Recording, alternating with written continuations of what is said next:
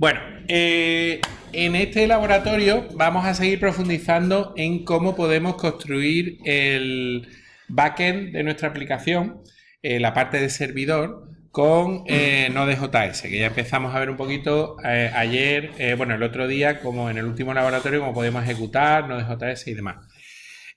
Además, vamos a usar un framework para construir aplicaciones, servidores web, que es Express, que nos permite hacer de una manera muy sencilla servidores web con Node.js.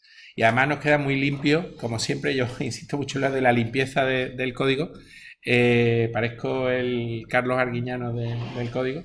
Entonces, con Express veremos que simplemente decimos la lógica que debe tener nuestro servidor web y se encarga de todo la fontanería por debajo de cómo construir el servicio, etcétera. Ya veréis que es muy, muy fácil. Simplemente recordaros que estamos siempre en el servidor, Todavía no hemos visto absolutamente nada y nos quedan bastantes semanas para pasar al navegador, a la parte de cliente, ¿vale? Bien, bueno, pues lo primero vamos a arrancar nuestro repositorio nuestro workspace de Cloud9.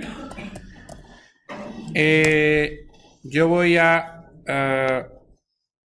Para deciros cómo lo que os comentaba de cómo organizar el workspace. De hecho, voy a crear... Bueno, yo ya tengo un workspace creado, pero... bueno, de hecho, voy a crearme un nuevo workspace. Por cierto, voy a crearme un nuevo workspace...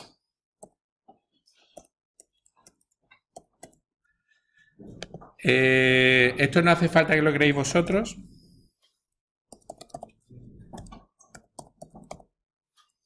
Vale, ¿se ve? No, eso es lo que quiero, que no se vea. Muy bien. Perfecto. Porque no quiero que pase lo del otro día. No quiero que nos pongamos a... Bueno, de todas maneras, por favor, aunque lo veáis, no os conectéis al workspace porque era un cacao el otro día estar todo el mundo. Entonces, estar pendiente de lo que yo voy a poner la letra grande para que se vea desde el final. Bien. Voy a crearme entonces este workspace y lo que os voy a enseñar es cómo se pueden hacer lo de las distintas ramas de Git, ¿vale? Para los que estéis interesados. Entonces, F11, vamos a... Un momentito, me pongo aquí en F11, ¿no era? ¿Qué ha pasado aquí? Un momentito, porque no sé qué ha pasado. Un momentito. Full screen, eso es. Muy bien, esto fuera. Vamos a ponerlo más grandecito. Esto fuera. Un poquito más grande. ¿Veis? Así, un poquito más grande. A ver. Parece que...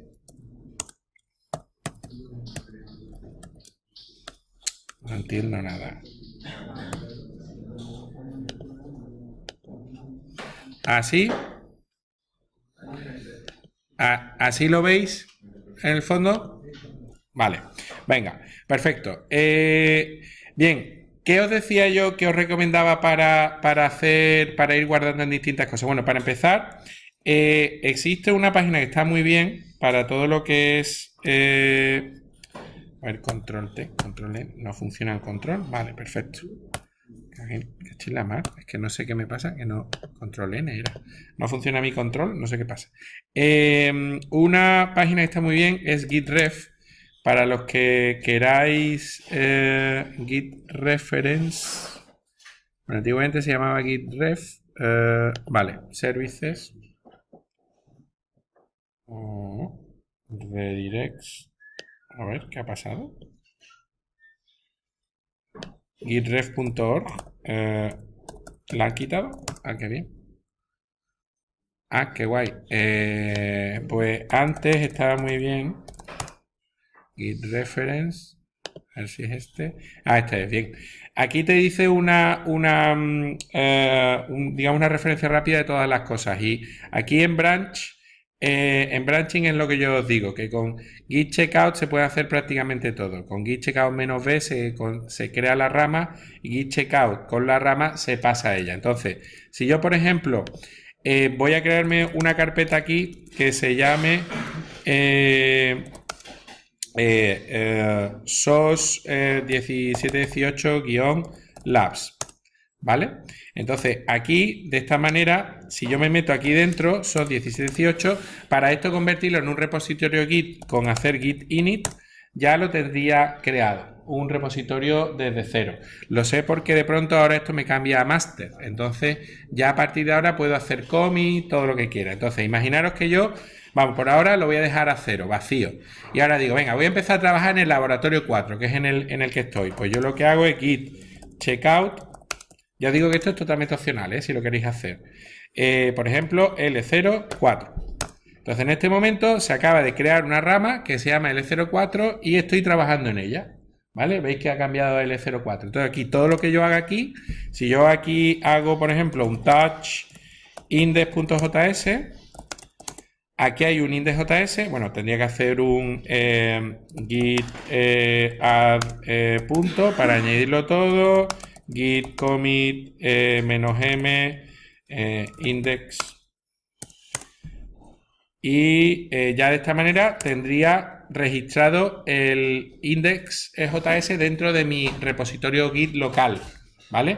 Como no lo he enlazado con un repositorio remoto de GitHub o de donde sea, no tiene sentido que haga un push. De hecho, si hago un push me va a decir, ¿push de qué? ¿Push a dónde?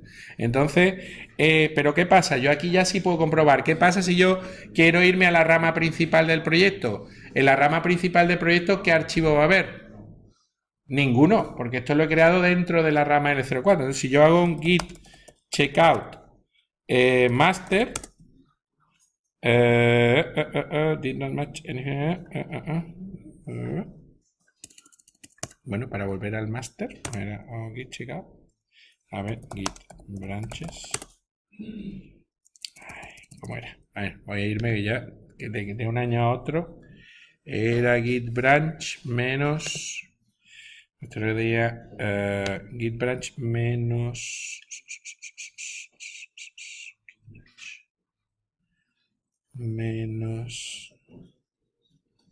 list git branch menos a ver, git branch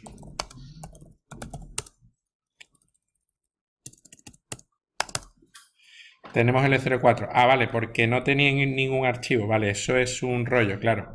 No había hecho ningún commit. Ahora tendría que hacer un git checkout -b master. Bueno, voy a hacer esto, ya está. Bueno, no pasa nada. Me creo una rama master. Y ahora aquí, fijaros que tengo mi archivo index.js, porque una rama siempre se crea a partir de la rama del contenido actual. Imaginaros que yo ahora edito index.js y pongo aquí un comentario de index from master, ¿vale? Un comentario. Acabo de salvar el index, este index que está dentro de master, ¿lo veis? Voy a ponerle un enter para que se vea un poquito mejor. Control 1, control 2, control 1, control 2, control S, control 1. Veis que tengo index for master. Si yo hago un git add.git commit -m index of master, acabo de meter eso en master. Si yo ahora me voy a la rama, si yo listo las ramas que hay, git branch, tenemos L04 y master. Si ahora me voy a L04, fijaros que ahora tengo el index.js, pero ¿qué hay dentro de index.js? ¿Qué debe de haber? Nada, porque eso hice el cambio en master, con lo cual así puedo tener varias versiones de lo mismo. Entonces, esa es la manera que yo recomiendo de trabajar, que ir creando ramas y en cualquier momento puedes irte a la L04, a la L05 o a la L06. ¿Sí? ¿Qué diferencia hay entre A punto y A punto? La verdad es que yo estoy acostumbrado a puntos. Estoy hablando de memoria, no estoy seguro, pero creo que uno tiene en cuenta directorios y otro no. pero revisarlo en la documentación, ¿vale? Yo desde luego estoy acostumbrado a Git punto, es el que me funciona siempre para todo, para cualquier tipo de cambio, ¿vale? Bueno, pues nada, vamos que nos vamos. Bien, pues estando en el L04, si no os queréis comer la cabeza con esto, crearos una carpeta que se llame L04 y ya está, y os olvidáis de Git y demás, ¿vale? Bueno, estando, centrémonos un poco en lo que vamos a ver hoy. Como os decía, vamos a utilizar Node.js en el servidor. Y el otro día nosotros lo que vimos en el último laboratorio es que yo podría crearme un archivo JavaScript y ejecutarlo directamente, ¿vale? A través del intérprete de Node, que es lo que vimos. Esa, de todas maneras, no es la mejor forma de empezar a trabajar con Node. Lo que se recomienda siempre cuando quieres hacer una aplicación web en el backend, lo que se recomienda es que tú inicialices el directorio donde vas a trabajar para configurar que eso va a ser un módulo de Node, ¿vale? Todas las aplicaciones de Node son, entre comillas, módulos, ¿vale? Cuando yo hable de módulo y aplicación en Node, estoy hablando de lo mismo. Es verdad que hay módulos que no se usan como aplicación directamente, son módulos que son partes de otros módulos, pero hay módulos que se ejecutan directamente, ¿vale? Pero todos son módulos, es como hablar de objetos en Java, todos son objetos, ¿vale? Pero hay algunos que en particular los puedes ejecutar, están preparados para que se ejecuten directamente, ¿vale? Entonces, ¿cómo puedo inicializar un módulo en Node? Bueno, pues es muy fácil. Para eso voy a usar la orden npm. npm lo que me hace es que me crea el esqueleto de una... Bueno, me configura un archivo que es el archivo del manifiesto del módulo, ¿vale? Con npm, que se llama, viene de Node Package Manager, ¿vale? npm init lo que hace es que me dice, bueno, pues me empieza a preguntar para inicializar ese archivo de manifiesto. Entonces, lo primero que te dice, oye, ¿cómo se va a llamar el módulo? Y por defecto coge el nombre de la carpeta donde estás. Y le digo, bueno, pues venga, SOS17labs, me parece bien. Así, Enter. Ahora, bueno, cuidado que es que el problema es que no puedes tener mayúsculas y minúsculas. Y dice, vaya, hombre, me caché en la mar. Bueno, pues venga, pues se va a llamar SOS 1718 L04, por ejemplo. Este va a ser mi módulo. Y ahora te dice, bueno, ¿qué versión quieres empezar? Esto usa, por defecto, es interesante que conozcáis la sintaxis de las versiones. Esto es bastante general, pero Node usa el típico esquema de 3 numeritos en las versiones. Los 3 números esos de versionado, ¿sabéis alguno cómo se suelen denominar al primer número de la versión? El número de la versión son cambios grandes, ¿no? Y el segundo son... ¿Sí? El último eran cambios muy pequeños. Efectivamente. Bueno, efectivamente son cambios de mayor relevancia a menos relevancia. El primero se suele llamar major, es el major. El segundo, minor. Y los otros son hotfixes. Entonces, la regla suele ser, una regla no escrita, es que cuando tu aplicación cambia de compatibilidad, cambia algo sustancial en la aplicación que la hace incompatible de alguna manera a la versión anterior, es un cambio mayor, ¿vale? Cuando es un cambio incremental que añades nuevas características, nuevas funcionalidades, pero que no rompen la compatibilidad hacia atrás, pues es un cambio menor, es el segundo numerito.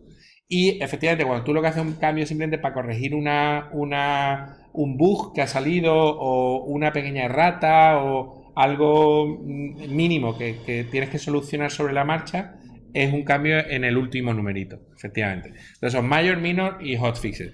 Por regla general, si vosotros, esto se usa mucho cuando tú usas bibliotecas externas, y además en Node lo usa para esto, para definir tus dependencias. Si tú usas un módulo externo, pues tú en el momento en que lo usas, registras la dependencia, ahora lo vais a ver, y se registra con esos 3 numeritos la versión que te acabas de descargar. Para tú saber que si se va actualizando ese módulo, mientras no cambie el major, pues en principio no ha roto la compatibilidad, pero puede que de pronto te actualice una versión. Normalmente, si es de una versión superior mayor, puede que ya no te funcione tu sistema, porque haya cambiado completamente la interfaz de la biblioteca que estás utilizando, ¿vale? Bueno, por defecto se dice que la primera es 1.0.0. Lo que pasa, a mí, sinceramente, me gusta empezar siempre por 0.0.0, porque en realidad la versión 1 ya es para algo funcionando. Entonces, después una pequeña descripción, vamos a ponerle my first module in Node.js, por ejemplo. Y entry point, que es el nombre del archivo principal para ejecutar dentro del módulo. Por definición, normalmente, o sea, por defecto te dice index.js. No es que lo haya buscado en el directorio, sino que se llama index.js. Por eso yo siempre tengo la costumbre de llamarle index.js al archivo principal de mi módulo. Enter. Después test command, esto no lo vamos a ver hasta dentro de unas semanas, que veamos algo de testing. Esto es simplemente para ver cuál es el comando que usas para hacer testing automatizado, test unitario, de integración o demás. Y después, si tienes un repositorio Git, aquí es donde dirías tú cuál es la URL del archivo Git que termina en .git. Normalmente cuando estáis en GitHub veis que cuando hacéis el clone es la URL del archivo del clone. Como no tengo repositorio Git todavía, pues nada, enter. Y si lo quieres catalogar, ¿no? Aquí sería con palabras clave separadas por coma, ¿no? No lo voy a catalogar. Enter, autor, esto sí, Pablo, aquí me voy a poner yo. Y si quiere la licencia, aquí tienes que poner una licencia, hay de varios tipos. GPL, ISC te propone distintas. ISC no me acuerdo cuál es. Si nos vamos a NPM te dice un poco qué tipo de licenciamiento son cada uno. Pues yo voy a dejarlo por defecto. Y nada, pues te dice, venga, pues terminamos. Ya con esto, en principio, ya tendrías el archivo. Este es el archivo que te voy a construir para ti, que es el de manifiesto. Venga, pues vale, estoy de acuerdo. ¿Estás de acuerdo? Sí, ok, pues enter y yes. ¿Qué ha hecho esto? Pues esto lo que ha hecho es crearte en el directorio un archivo package.json que si lo abrimos pues tiene la estructura de un archivo JSON básico. Creo que JSON no lo llegamos a ver. ¿Habéis visto alguna vez el lenguaje JSON? ¿Cómo es? Bueno, JSON no es más que una manera de serializar un objeto en JavaScript, ¿vale? Cuando tú pasas un objeto a una cadena de texto, te permite cualquier objeto, no sea lo complejo que quiera, un objeto que tiene dentro otro objeto, un array, lo que sea, pues eso con una orden en JavaScript puedes pasar de ese objeto a una cadena de texto. Y además lo interesante que tiene, por eso se ha puesto tan de moda este formato, es que es muy limpio de leer. Tú lo puedes leer casi, un humano ve un JSON y lo entiende casi aunque no sepa nada de JavaScript. Si os vais a json.org, aquí te dice cuál es la estructura que tienen los archivos en JSON, ¿vale? Te da una especie de regla de cómo tiene que tener. Pero vamos, básicamente, para que os hagáis una idea, un JSON es, si está serializando un objeto, es algo separado por llaves, ¿lo veis? Por estas llaves. Si un array está separado por corchetes, o sea, está cerrado entre corchetes, o directamente un valor de una variable, que puede ser o una cadena, o un número, un objeto, un array, o true o false, o null. Si es un objeto, pues cada uno de los campos se delimitan por comillas, una cadena se delimita por comillas, y su valor, dos puntos, el valor del objeto, separado por coma. Bueno, esto es una especie de forma visual de ver la sintaxis. Si la vais siguiendo es muy fácil de leer, ¿vale? Aquí te dice qué posibilidades puede tener un JSON. Pero para mí lo mejor es verlo con un ejemplito, como veis. Fijaros, ¿qué es lo que estamos viendo aquí? Pues este archivo lo que nos está diciendo es que esto es un objeto, ¿vale? Que esto es un objeto en JavaScript, que tiene una propiedad name, otra propiedad version, otra propiedad description, main, scripts, author y license. Y ahora, el valor de la propiedad name es una cadena de texto que tiene este valor, coma, version, que es otra cadena, todos son cadenas aquí, en realidad, excepto scripts, que scripts a su vez es otro objeto, y dentro de ese objeto hay una propiedad test que tiene esta cadena, ¿vale? esto no es más que una descripción textual del objeto. Lo bueno que tiene este formato es que tú con una sola línea de código puedes coger y hacer un JSON parse, no me acuerdo cómo era, coges la cadena y te transforma en un objeto que tú ya puedes hacer obj.name.version, lo tienes ya parseado inmediatamente con una sola línea. Además, hay otra funcionalidad muy interesante de JSON, es que en los últimos años se ha puesto de moda, no sé si habéis visto alguna vez un archivo YML o YAML. ¿Os suena YAML? Bueno, pues esto es otra forma de irme a otra forma de escribir los archivos en JSON, pero incluso más limpia todavía. Fijaros, voy a poner el mismo ejemplo, este mismo ejemplo de JSON. Aquí a la derecha lo tenéis en YAML. En YAML es aún más limpio todavía. En YAML, cuando tú tienes por defecto un objeto todo y tú directamente pones los nombres de las propiedades, dos puntos, si no pones nada, comillas, se supone que es una cadena de texto. Y ahora, cuando pones el tabulas con dos espacios, estás diciendo que esto es a su vez un objeto que tiene estas características. Pero es que lo bueno es que tú puedes poner, por ejemplo, imaginaros que yo quiero aquí poner, yo qué sé, que keywords. Y esto es un array de cosas. Los arrays se tienen que poner con corchete, coma y tal. Pues con YAML es simplemente rayita A, B, C. ¿Veis? Como veis es muy visual con rayitas, pero te genera el JSON equivalente. Entonces podéis escribir con YAML o podéis escribir con el formato JSON. Pero lo bueno que tiene este formato es que este formato es casi directo para un usuario final. Tú le puedes enseñar esto y más o menos ve algo estructurado. Y eso es muy interesante, porque, por ejemplo, archivos de configuración, cosas que un usuario pueda tocar, automáticamente tú ya lo tienes parseado y procesable por ti. Con lo cual esto se está poniendo muchísimo de moda. Casi todos los frameworks actuales de cualquier tipo de cosas, las configuraciones y demás, las están haciendo en YAML. Que cuando escuchéis YAML, pensar que no es lo mismo que JSON. Y JSON no es lo mismo que un objeto serializado en JavaScript, ¿vale? Bien, pues volviendo a esto, pues nada, ya tenemos el package.json. Bueno, esto a priori no nos da ninguna funcionalidad, esto no nos sirve para nada, simplemente es para describir que tenemos un módulo así.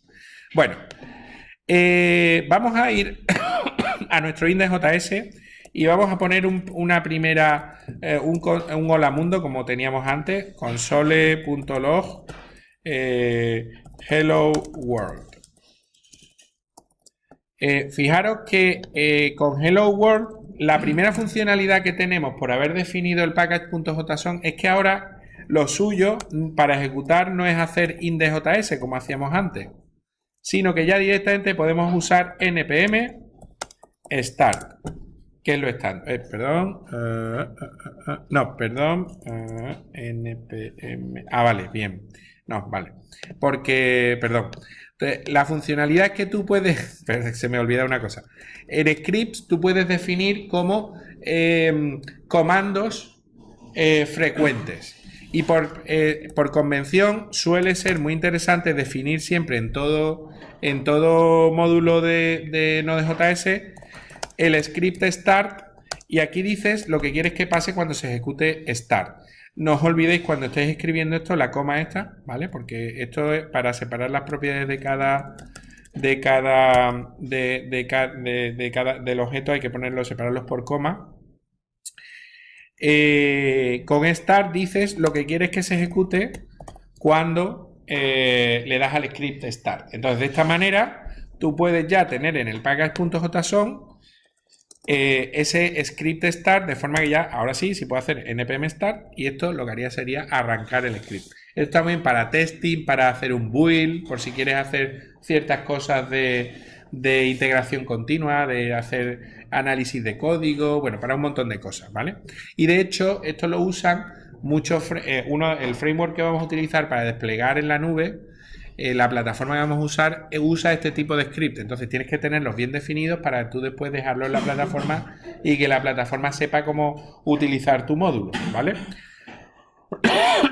Perdón. Bien, esa es una primera funcionalidad chiquitita, pero bueno, que ya nos aporta. Lo bueno es que NPM se ha convertido para mí en el estándar de facto de gestión de módulos en JavaScript, en Node.js. Bueno, en Node hay otros gestores de paquetes, pero lo bueno es que hay todo un repositorio central de módulos en JavaScript que podemos utilizar de una manera súper fácil. De hecho, nosotros, esto que tenemos aquí, podríamos convertirlo, subirlo al repositorio central como un nuevo módulo. Está el comando, creo que era npm push o algo así. Tú podrías subir tu módulo al repositorio y ya cualquier persona podría utilizarlo. Vamos a ver qué módulos hay disponibles en ese repositorio central. Bueno, si nos vamos a npm.org, podéis ver que existen, vamos, no sé si están aquí las estadísticas. Bueno, no, npm.org no es. Es, un momento, .npm.org, ¿no? A ver si me he equivocado. npm. Vale, npmjs.com. Bien, manda que npm.js. Bueno, aquí no están las estadísticas, pero bueno, hay yo creo que millones de paquetes. Y hay paquetes, bueno, cuando digo paquete y módulo es lo mismo, ¿vale? Package, module, ¿vale? De cualquier cosa. Imaginaros que yo quiero, yo qué sé, procesar PDFs. Me busco PDF. Pues hay, enter, 1260 paquetes que tienen que ver sobre PDF, para hacer cosas con PDF. Que quiero trabajar con imágenes, images. 9000 paquetes de hacer procesamiento de imágenes, lo que quiera. Quiero trabajar con, yo qué sé, no sé, decirme algún tema. Venga. Algo. Audio. Tenemos 2000 paquetes para hacer cosas con audio. Bueno, hay cualquier cosa que os imaginéis, vamos, es realmente impresionante. De hecho, en los últimos rankings que hay de comunidades que analizan las comunidades de desarrolladores, Node y los paquetes de Node ya están superando cualquier otro tipo de comunidad. Es la que está más vibrante en términos de que la gente está colaborando mucho y creando muchas cosas. Entonces, ¿cómo podemos utilizar un paquete? Bueno, pues es muy fácil.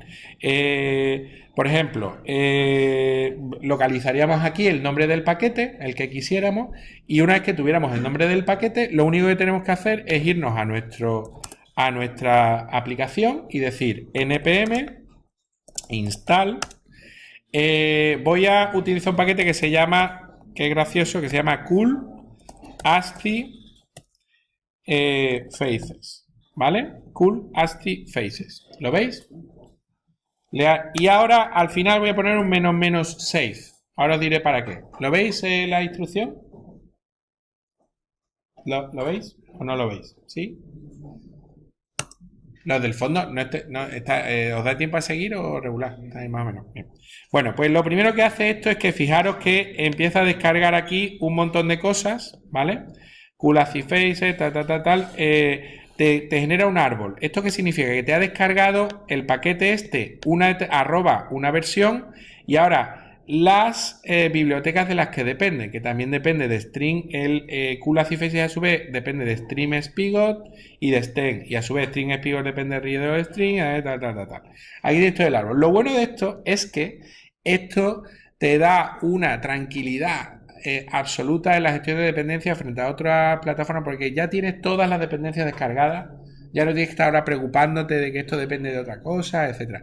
Tiene es un arma de doble filo esto, que realmente si no tienes cuidado puedes crear un montón de archivos dentro de dependencias y empieza a pesar mucho tu proyecto. De hecho, hay herramientas, y ya haces aplicaciones más gordas y tal, que te permiten hacer un análisis de esto y quitarte las cosas comunes, enlazártelas y tal, para que no sea tan grande tu proyecto. Pero bueno, para cosas pequeñas no tiene ningún problema. Solo cuando ya empieza a crecer mucho el sistema es cuando os tenéis que preocupar de esto, ¿vale? Desde luego, en la asignatura no os tenéis que preocupar de esto para nada, ¿vale?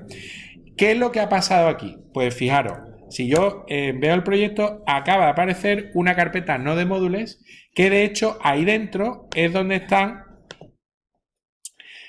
por cada módulo que se ha descargado, hay una carpeta. Todos estos módulos, cada uno se ha descargado una carpetita y ahí las tenemos, cada carpeta tiene su módulo. De hecho, fijaros que yo me puedo ir directamente al código de Coolacid Faces y veo que tiene un archivo package.json y un index.js, porque todo módulo lo único es una carpeta que tiene un package.json y un index.js. Con lo cual, es a su vez un módulo. Todos son módulos de manera recursiva. Bien. Bueno, pues, ¿cómo puedo utilizar este nuevo paquete que me acabo de instalar? Pues, bueno, otra cosa, antes de usarlo. Otra cosa interesante es que si abrís el package.json, acaba de crearse una nueva sección dependencias que ha metido el módulo que te acabas de instalar con la versión y una cedilla encima. ¿Qué significa esto? Bueno, Node.js define todo un conjunto de caracteres para definir el enlace con la versión que quiere. Esto significa que la dependencia es sobre esta versión o superiores. Podrías poner, en vez de esto, aquí un asterisco, podrías poner todo tipo, hay un montón de combinaciones para definir la dependencia cuando tú la guardas, ¿vale?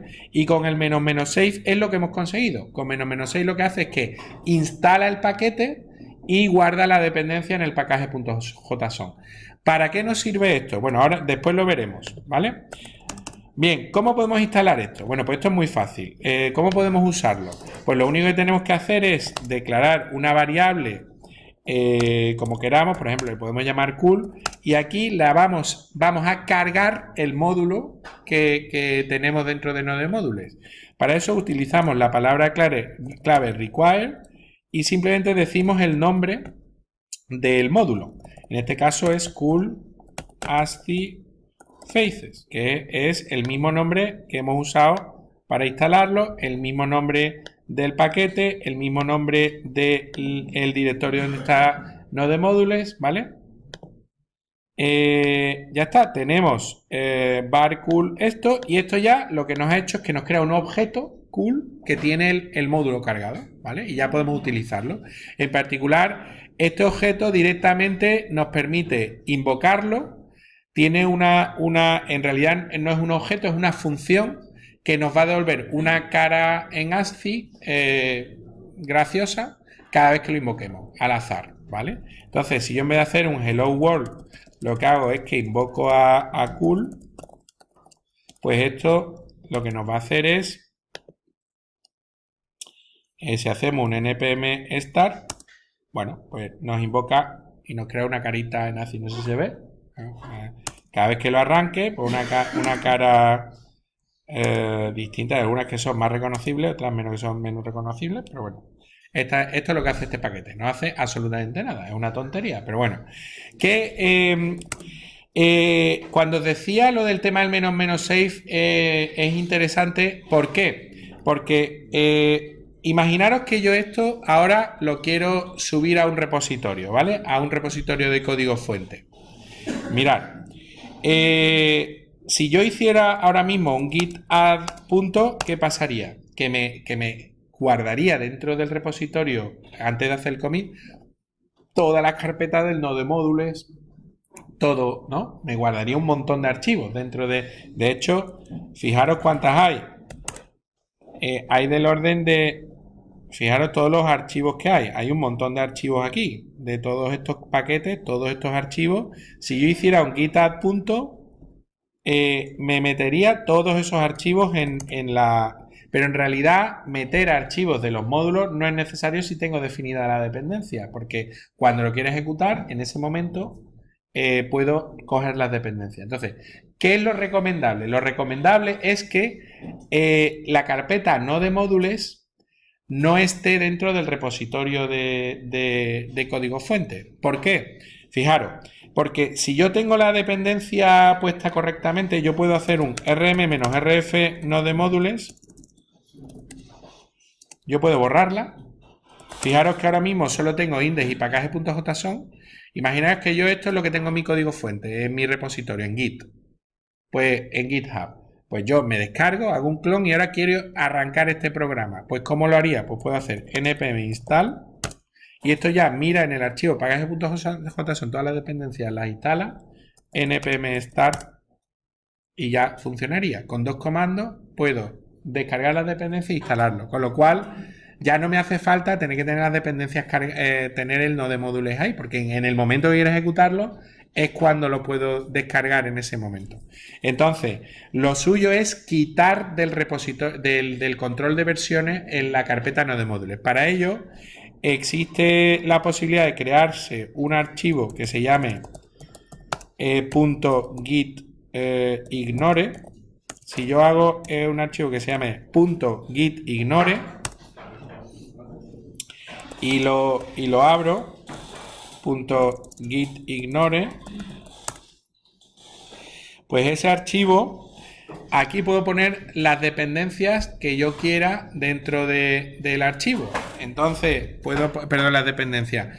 Puedo poner lo que no quiero que se incluya dentro de Git. En este caso, la carpeta node modules.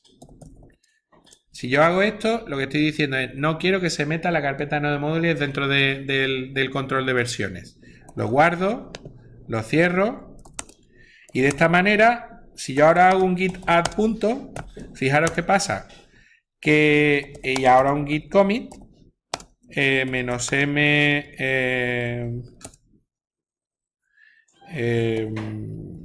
version 0, por ejemplo, fijaros que lo único que me mete es el .git ignore y el package.json, no me mete la carpeta node modules. Y eso está muy bien porque yo ahora en mi código, en mi repositorio de código tengo poquitos archivos y es muy ágil el subir cambios y demás, sino cada vez que eso hay que ir trasteando, ¿vale? Pero el node modules está ahí, ¿vale? Bien, eso con respecto al repositorio, a lo que sería la gestión de paquetes, que es muy fácil. Bien, ahora vamos a dar un pequeño salto conceptual para recordar un poquito lo que veíamos en Easy, para recordar un poquito qué era una aplicación web, ¿vale? Para ello voy a usar una transparencia, o sea, una pizarrita que usé el año pasado, que quedó muy bien y así pues así no hace falta que me ponga a pintarlo. Mirad, si recordáis, nosotros tenemos en una URL, cuando nosotros atacamos una URL, siempre la URL está compuesta de protocolo, ¿no? Dominio, puerto y recursos, ¿os acordáis, verdad? Entonces, ¿qué ejemplos puede haber? Pues por ejemplo, http servidor.com, un puerto que puede ser 16778 /index.html. Esto es una URL. Si recordáis en lo que veíamos en Easy, este puerto normalmente no lo solemos poner, porque ¿cuál es el puerto estándar para la web? El 80. Entonces, si no pones nada es el puerto 80. Pero sí es importante que recordemos todo esto, que aquí realmente tenemos protocolo, servidor, puerto y recurso. Eso visualmente, ¿cómo lo podemos representar? Bueno, cuando un usuario mete en el navegador la URL y le da a ir, lo que se hace es que se localiza el servidor con el DNS, utilizando el protocolo HTTP, lo que hace es que se hace una petición, en concreto se hace una petición GET por el protocolo HTTP. Y en ese momento se pide, se conecta al puerto que sea, ¿no? Este puerto se conecta porque estamos usando ¿qué protocolo de comunicaciones? Es el que te dice el puerto, es el que es relevante para el puerto.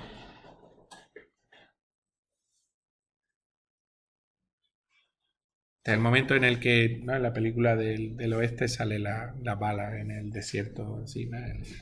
Se oye el viento. Que cuando hablamos de que yo me conecto a un puerto en un servidor, es porque estoy usando el protocolo. ¿Cómo?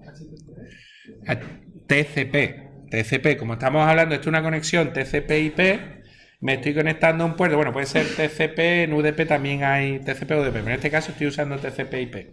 Estoy conectándome con el protocolo a ese, estoy abriendo un socket para transmitir datos a ese puerto, y con el protocolo HTTP lo que tengo es una forma de pedir un recurso con el GET y recoger el lenguaje, recoger un documento de hipertexto en HTML. O sea, HTTP lo que me define son las directivas para yo solicitar un documento HTML, recogerlo, etcétera, ¿vale? Entonces, una vez que yo estoy conectado, ¿cómo funcionarían los servidores web tradicionales? Pues el servidor web tradicional... Bien, en un servidor web tradicional, nosotros lo que teníamos, por ejemplo, en el servidor Apache, lo que teníamos era que cuando te pedía el recurso, lo que hacía Apache es que iba al disco duro, cogía ese archivo y te lo devolvía tal cual y se renderizaba, ¿no? Eso era lo básico. En Easy nosotros usábamos PHP, ¿os acordáis, no? ¿Cuál era el cambio?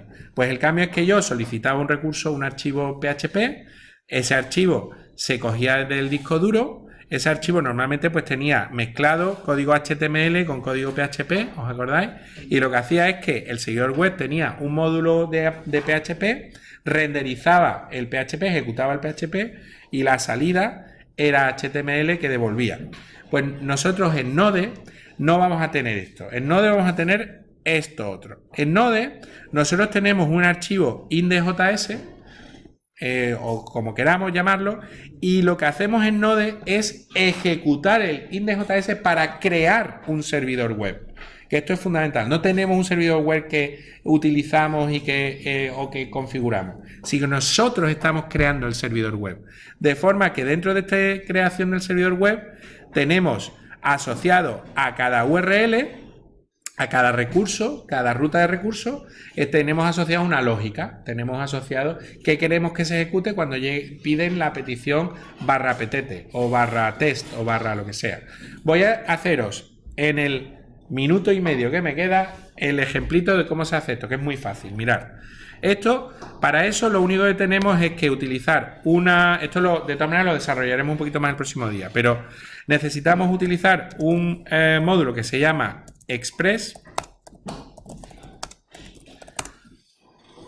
Y fijaros que este modulito se usa como siempre, se usa con, yo lo inicializo, require express, y lo único que necesito es crear un objeto aplicación, normalmente se suele llamar app, a partir del módulo que acabo de cargar. Y ahora, lo único que me hace falta para usar esto es decir app. Si quiero que responda a un get, por ejemplo, sobre el recurso hello, y lo segundo que le paso es la función que quiero que se ejecute cuando alguien llama eso. Esa función tiene dos parámetros, request y response. Voy a poner un ejemplito, vais a ver qué fácil es. Y aquí response exactamente, response.send. Pongo el ejemplito entero, que es muy fácil, y lo explico en un minuto. Hello. Y app.listen. Y en el puerto tenemos que poner process.env.port. Ahora digo por qué. Ya está. Esto es un código. Voy a ejecutarlo y lo veréis cómo funciona esto. Run. Vale. A ver, para que lo veáis un momentito. Open the app. Vale. Hello. Vale. Hello era. Hello /hello. Y esto, efectivamente, ya ha devuelto hello. Mirad. Yo acabo de conectarme al servidor, al recurso /hello, y lo que ha hecho esto es, si lo veis aquí, voy a cerrar esto un momentito, esto no es más que un servidor en el que yo inicializo el módulo, configuro el objeto app y ahora digo, cuando hagan un get al recurso hello, quiero que invoques esta función. Se le pasan dos parámetros, request, que es con donde yo puedo acceder a la petición que me han hecho, y response, que es donde puedo utilizar la respuesta que yo le quiero mandar al navegador. En concreto, con REST, pues tengo un método send, que es lo que yo quiero enviar al cliente. De esa manera, lo último que me queda es arrancar el servidor y que se quede esperando en un puerto, que es app.listen, Y aquí tengo que poner esto porque Cloud9 no me deja abrir el puerto que me dé la gana, porque ellos tienen unos puertos específicos definidos. Entonces, lo que me hace Cloud9 es definirme una variable de entorno que se llama port, que es el puerto que yo tengo que utilizar. Entonces, con process import, lo único que estoy haciendo es coger la variable port que me ha dicho Cloud9 que debo de utilizar, ¿vale? Porque si yo pongo 80 ahí, me va a decir, oye, 80 no está permitido que te enganche. Y esto es un servidor en Node. Esas prácticamente 5 líneas, fijaros lo sencillo que es, ¿vale? Profundizaremos con esto el próximo día, ¿vale?